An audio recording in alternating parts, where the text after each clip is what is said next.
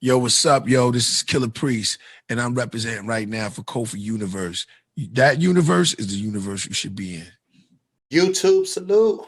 Ryan Coogler is remembering his final conversation with Chadwick Boseman. Man, this is deep right here. Let's talk about it. If you're new to my channel, thumbs up the video, hit the subscribe button, click the bell icon, notified when I upload new content and go live. In an episode of Wakanda Forever, the official Black Panther podcast that aired on Thursday. Check that out. It's hosted by Tasha Coates. The Black Panther director recalled his last conversation with the beloved actor who died of colon cancer August 2020 at the age of 43. At the time, Coogler, 36 years old, noted that he was calling Boseman to ask if he wanted to read the script before I got notes from the studio. That was the last time we spoke. He passed maybe a couple of weeks after I finished. He continued, getting emotional over the memory. He said, I could tell he was laying down when we were talking. He kicked Taylor Simone out because he told her he didn't want to hear um, anything that could get him in trouble with his NDA. She didn't want to leave. I can tell something was up, he added.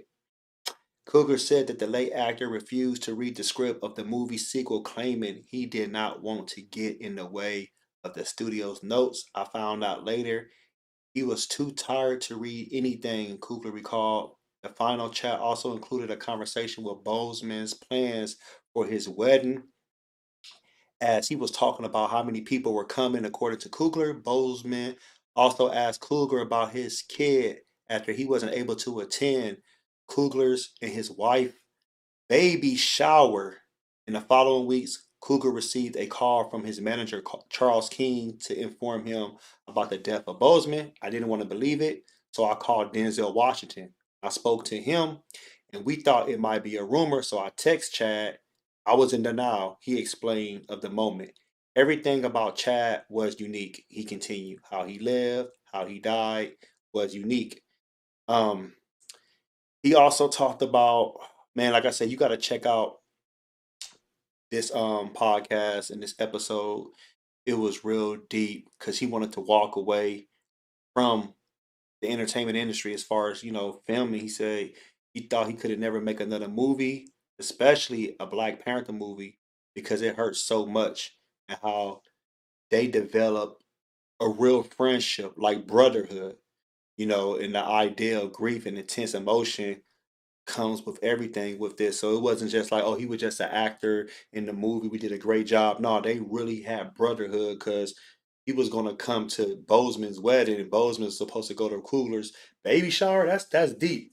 And also in the episode, man, something that I did not know, he said that when Chadwick was filming, the Black Panther movie, that he actually was like the battery of the cast. Like he said, sometimes he talking about Ryan Coogler. He didn't feel like, man, like damn, can I even film this today? Like how can I get 10 shots in 16 hours? And Chad will be like, man, don't worry about this. We got this. This is Star Wars. We got this, y'all. Let's put on our game face. Like he was so like so just the energy was there. Like it's something that he knew how to he rose to the occasion. He rose to the occasion and he knew how to actually take it to the next level. And he said, looking back at it now in hindsight, sometimes when he would see Chadwick Boseman looking depressed, looking sad, but he didn't understand that all this time, even when he was filming Civil War in 2015. Then Black Panther, Avengers, Infinity War, Endgame, all those movies. He said that he was dealing with colon cancer.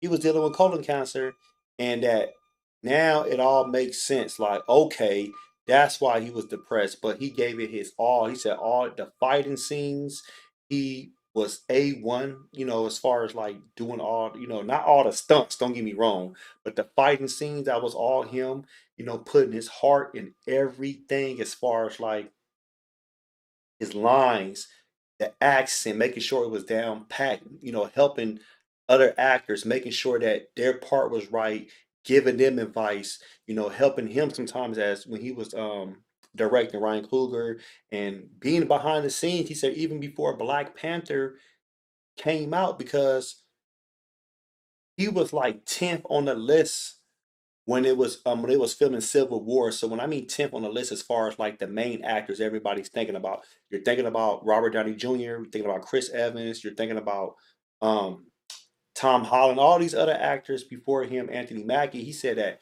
he went in there and let it be known, like, nope, it needs to be like this. Woo woo whoop. He's correcting Chris Evans, Robert Downey Jr. Like, no, y'all got to do it like this, like the way things was supposed to be. How that Civil War movie, even though it was a Captain America movie, it really centered him as far as T'Challa, the Black Panther. And even when he was talking to Kevin Feige, other MCU executives, like Marvel is always 10 steps ahead of everybody when it comes to, the filming, the announcements, actually casting. But they said Chadwick was 30 steps ahead of MCU as far as like, no, Wakanda needs to have this. We need to do this. We need to put this in here as far as like, these are the things that have to happen. Like everything about the comics he knew from the back of his hand. Like he studied all the comics of T'Challa. And I guess Chadwick had a manifestation journal. And I guess when he was in college at Howard before he went to Oxford, he he um he wrote in his manifestation journal that he was going to be T'Challa and play T'Challa in the MCU.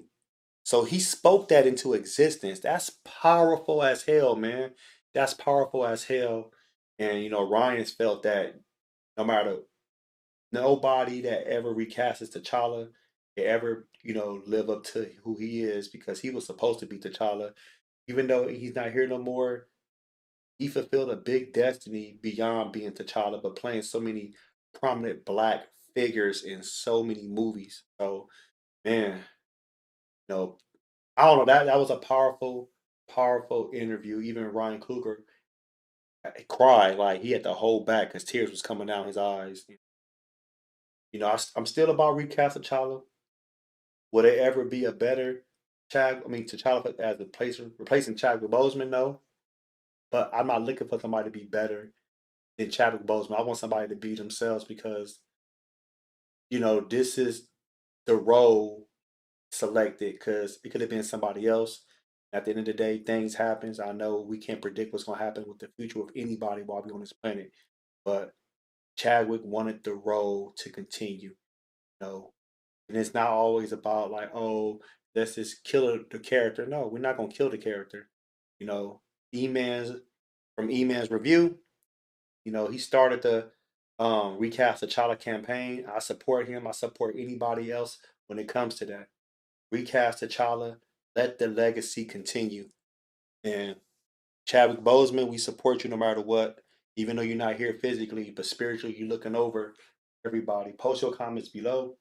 Hope smash Black Panther the like button. Subscribe to my channel. Click the bell icon to be notified when I upload new content and go live. If you want to support and donate to the channel, I have Patreon. Patreon.com/KofiUniverse. Venmo, Cash App, PayPal, Streamlabs. Everything's in the description. Until next time, salute.